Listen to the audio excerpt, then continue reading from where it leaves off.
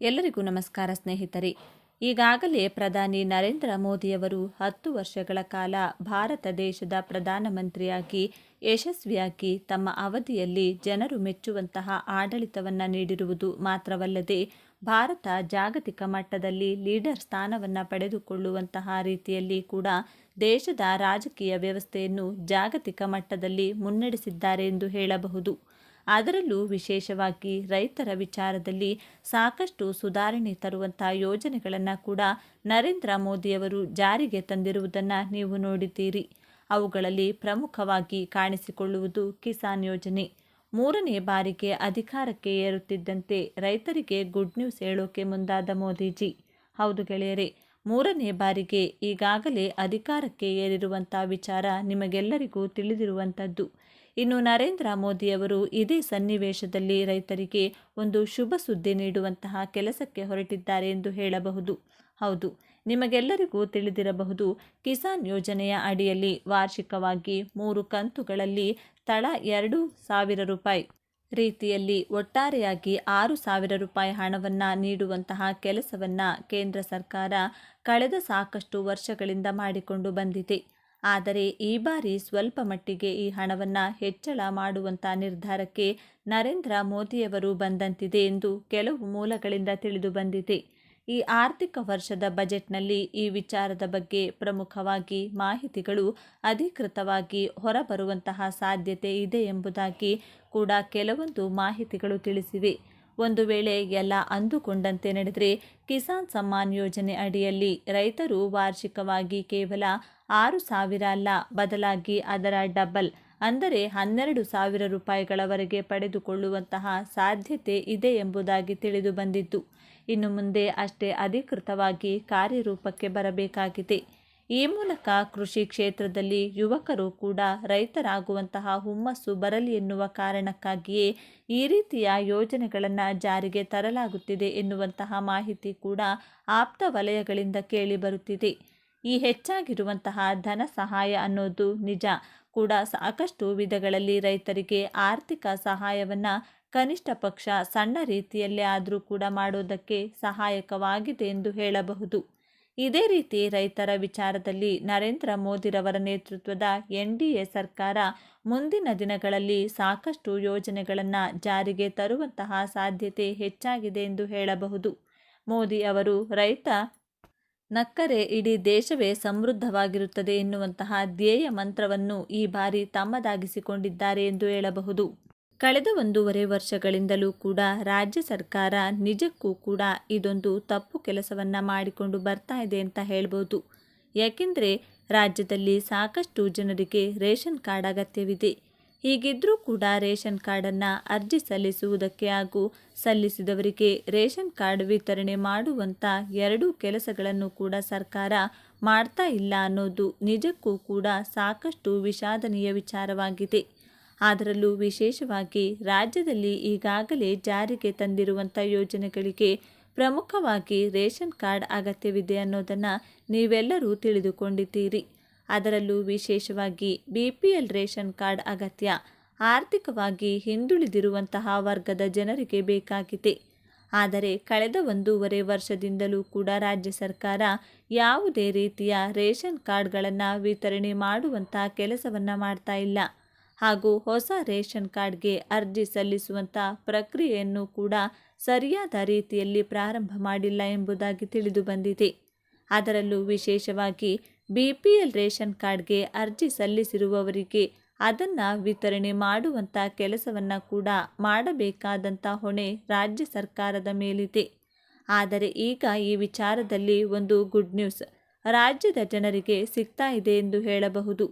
ಈಗಾಗಲೇ ಅರ್ಜಿ ಸಲ್ಲಿಸಿರುವಂಥ BPL ration card ಆಕಾಂಕ್ಷಿಗಳಿಗೆ ration ಕಾರ್ಡನ್ನು ವಿತರಣೆ ಮಾಡುವಂತಹ ಕೆಲಸವನ್ನು ಅತಿ ಶೀಘ್ರದಲ್ಲಿ ಪ್ರಾರಂಭ ಮಾಡಲಾಗುತ್ತಿದ್ದು ಅದರಲ್ಲಿ ವಿಶೇಷವಾಗಿ ಇದರ ಮೊದಲ ಹಂತವಾಗಿ 12 ಜಿಲ್ಲೆಗಳಿಗೆ ಮೊದಲು BPL ರೇಷನ್ ಕಾರ್ಡನ್ನು ವಿತರಣೆ ಮಾಡಲಾಗುತ್ತಿದೆ. ಹಾಗಿದ್ರೆ 12 ಜಿಲ್ಲೆಗಳು ಯಾವುವು ಅನ್ನೋದನ್ನು ನೋಡೋಣ ಬನ್ನಿ. BPL ರೇಷನ್ ಕಾರ್ಡ್ ವಿತರಣೆ ಮೊದಲ ಹಂತವಾಗಿ ಈ 12 ಜಿಲ್ಲೆಗಳಲ್ಲಿ ನಡೆಯಲಿದೆ. ಬೆಂಗಳೂರು ನಗರ, ಬೆಂಗಳೂರು ಗ್ರಾಮಾಂತರ, ಮಂಡ್ಯ, ಮೈಸೂರು, ಕೊಡಗು, ಚಿತ್ರದುರ್ಗ, ದಾವಣಗೆರೆ, ಉಡುಪಿ ಚಿಕ್ಕಮಗಳೂರು, ದಕ್ಷಿಣ ಕನ್ನಡ, ಬಾಗಲಕೋಟೆ, ಹಾವೇರಿ ಇವಿಷ್ಟು ಜಿಲ್ಲೆಗಳಿಗೆ ಮೊದಲ ಹಂತವಾಗಿ ಬಿಪಿಎಲ್ ರೇಷನ್ ಕಾರ್ಡನ್ನು ಅತಿ ಶೀಘ್ರದಲ್ಲಿ ವಿತರಣೆ ಮಾಡುವಂಥ ಕೆಲಸವನ್ನು ರಾಜ್ಯ ಸರ್ಕಾರ ಮಾಡುವುದಕ್ಕೆ ಹೊರಟಿದ್ದು, ಈ ವಿಚಾರದ ಬಗ್ಗೆ ಈಗಾಗಲೇ ಆಹಾರ ಇಲಾಖೆ ಕೂಡ ತಯಾರಿಯನ್ನು ನಡೆಸಿಕೊಳ್ಳುತ್ತಿದೆ ಎನ್ನುವ ಮಾಹಿತಿ ಸಿಕ್ಕಿದೆ.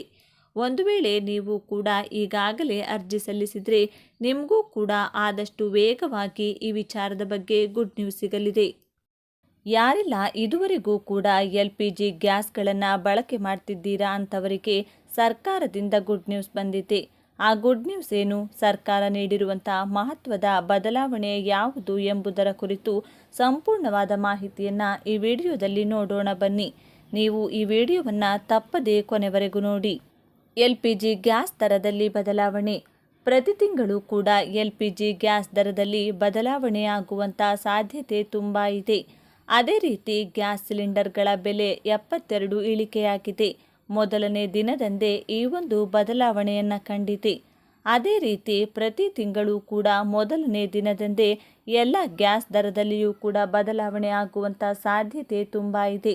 ಅದೇ ರೀತಿ 19 kgಯ ಗ್ಯಾಸ್ ದರ ಬದಲಾವಣೆಯಾಗಿದೆ. ಒಟ್ಟು ಕಡಿಮೆ ಆಗಿರುವಂತಹ ಮೊತ್ತ 72. ಈ 72 ಇಳಿಕೆ ಕಂಡಿರುವಂಥ ಗ್ರಾಹಕರಿಗೆ ಶುಭ ಸುದ್ದಿ ಎಂದೇ ಹೇಳಬಹುದು. ಇದುವರೆಗೂ ಎಷ್ಟು ಬಾರಿ ಗ್ಯಾಸ್ ದರದಲ್ಲಿ ಬದಲಾವಣೆಯಾಗಿದೆ ಸ್ನೇಹಿತರೆ? 2024ನೇ ಸಾಲಿನಲ್ಲಿಯೇ ಇದುವರೆಗೂ 3 ಬಾರಿ ವಾಣಿಜ್ಯ ಗ್ಯಾಸ್ಗಳ ಮೇಲೆ ಇಳಿಕೆ ಕಂಡಿದೆ. ಆದರೆ ಮುಂದಿನ ದಿನಗಳಲ್ಲಿಯೂ ಕೂಡ ಇದೇ ರೀತಿಯ ಗ್ಯಾಸ್ ದರದಲ್ಲಿಯೇ ಬದಲಾವಣೆ ಆಗುತ್ತದೆ ಎಂಬ ಮಾಹಿತಿಯನ್ನು ತೈಲ ಕಂಪನಿಗಳು ನೀಡಿವೆ. ಪ್ರತಿ ತಿಂಗಳು ಈ ರೀತಿ ಗ್ಯಾಸ್ಗಳ ಬೆಲೆ ಬದಲಾಗುವುದರಿಂದ ಗ್ಯಾಸ್ ಖರೀದಿಸುವಂತಹ ಗ್ರಾಹಕರಿಗೆ ಉತ್ತಮವಾದಂತಹ ಬೆಲೆಗಳಿಗೆ ಸಿಗುತ್ತವೆ. ಎಲ್ಲರೂ ಕೂಡ ಇತ್ತೀಚಿನ ದಿನಗಳಲ್ಲಿ ಗ್ಯಾಸ್ಗಳನ್ನು ಪಡೆಯಲು ಕಂಗೆಟ್ಟ ಜನರು ಆದರೆ ಈ ತಿಂಗಳಿನಲ್ಲಿ ನಿಟ್ಟುಸಿರನ್ನು ಬಿಟ್ಟಿದ್ದಾರೆ. ಯಾಕೆಂದರೆ ಗ್ಯಾಸ್ ದರದಲ್ಲಿಯೇ ಬದಲಾವಣೆ ಕಂಡಿದ್ದಾರೆ. ಆದ ಕಾರಣ ಎಲ್ಲರೂ ಕೂಡ ಮುಂದಿನ ದಿನಗಳಲ್ಲಿ ಕಡಿಮೆ ದರದ ವಾಣಿಜ್ಯ ಗ್ಯಾಸ್ಗಳನ್ನು ಕೂಡ ಪ್ರತಿ ತಿಂಗಳು ಪಡೆಯಬಹುದಾಗಿದೆ. LPG ಗ್ಯಾಸ್ನಲ್ಲಿ ಬದಲಾವಣೆಯಾಗಿದೆಯಾ? ತೈಲ ಕಂಪನಿಗಳು ಗೃಹ ಬಳಕೆಯ LPG ಗ್ಯಾಸ್ ದರಗಳಲ್ಲಿ ಯಾವುದೇ ರೀತಿಯ ಬದಲಾವಣೆಗಳನ್ನು ಮಾಡಿಲ್ಲ. ಏಕೆಂದರೆ ಹಲವಾರು ಬಾರಿ ಗ್ಯಾಸ್ ದರದಲ್ಲಿ ಬದಲಾವಣೆಯಾಗಿದೆ. ಆದ ಕಾರಣ ಈ LPG ಸಿಲಿಂಡರ್ಗಳಲ್ಲಿ ಯಾವುದೇ ರೀತಿಯ ಮೊತ್ತವನ್ನು ಕಡಿಮೆ ಮಾಡಿಲ್ಲ. ಆದರೂ ಕೂಡ ಸರ್ಕಾರ LPG ಗ್ರಾಹಕರಿಗೆ 300 ರೂಪಾಯಿ ಹಣವನ್ನು ಸಬ್ಸಿಡಿ ಹಣವಾಗಿ ಪ್ರತಿ ತಿಂಗಳು ಕೂಡ ಅವರ ಖಾತೆಗೆ ಜಮಾ ಮಾಡುತ್ತಿದೆ. ಆ ಒಂದು ಹಣದಿಂದ ಅವರು ಪ್ರತಿ ಬಾರಿಯೂ ಗ್ಯಾಸ್ಗಳನ್ನು ಖರೀದಿ ಮಾಡುತ್ತಾರೆ ಎಂದರೆ ಅವರಿಗೆ ಬರೋಬ್ಬರಿ 600 ರೂಪಾಯಿ ಹಣ ಮಾತ್ರ ಗ್ಯಾಸ್ಗಳನ್ನು ಖರೀದಿಸುವಂಥ ಮೊತ್ತ ಬೀಳುತ್ತದೆ. ಅವರು ಕೂಡ ಸಬ್ಸಿಡಿ ಪಡೆಯುತ್ತಿದ್ದರೆ ಮಾತ್ರ ಈ ರೀತಿಯ ಒಂದು ಗ್ಯಾಸ್ಗಳ ದರ ಅವರಿಗೆ ಅನ್ವಯವಾಗಲಿದೆ. ಆದರೆ ಕೆಲವರು ಗ್ಯಾಸ್ ಸಬ್ಸಿಡಿ ಹಣವನ್ನು ಕೂಡ ಪಡೆಯುತ್ತಿಲ್ಲ. ಸರ್ಕಾರ ಎಲ್ಲ ಅಭ್ಯರ್ಥಿಗಳಿಗೂ ಕೂಡ ಸಬ್ಸಿಡಿ ಗ್ಯಾಸ್ನ ಹಣವನ್ನು ನೀಡುವುದಿಲ್ಲ. ಯಾರೆಲ್ಲ ಅರ್ಹತೆಯನ್ನು ಹೊಂದಿರುತ್ತಾರೆ ಅಂಥವರಿಗೆ ಮಾತ್ರ 300 ರೂಪಾಯಿ ಹಣವನ್ನು ಸಬ್ಸಿಡಿಯಾಗಿ ಪ್ರತಿ ತಿಂಗಳು ಅವರ ಖಾತೆಗೆ ಜಮಾ ಮಾಡುತ್ತದೆ. 805 ಮೊತ್ತಕ್ಕೆ 14.5 kgಯ ಸಿಲಿಂಡರ್ಗಳು ಕೂಡ ಜನಸಾಮಾನ್ಯರಿಗೆ ದೊರೆಯುತ್ತವೆ.